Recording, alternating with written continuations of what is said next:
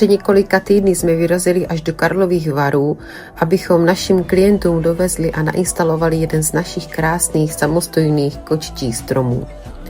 Byli z něj tak nadšení, že se u jednoho stromu nezůstalo. V červenci totiž očekávali nového člena rodiny, bengálského kocůrka Jessica.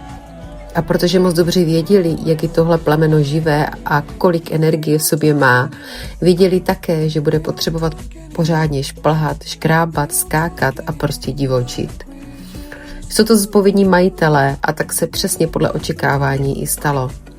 Když jsme přijeli podruhé, nový kočičí obyvatel už byl doma. A my jsme mohli splnit další kočičí sen, tentokrát nejen kočičí, ale i lidský. Panu majiteli moc děkujeme za nádherná videa, která s Jessicem vytvořil. Jsou opravdu povedená a je z nich krásně vidět, jak moc je Jess spokojený.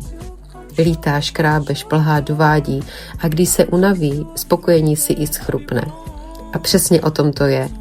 Mít doma místo, kde může být kočka opravdu kočkou.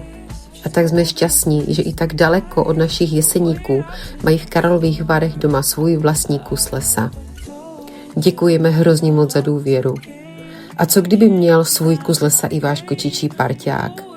A pokud nás ještě neznáte, vězte, že tyhle kočičí světy nevznikají někde z katalogu.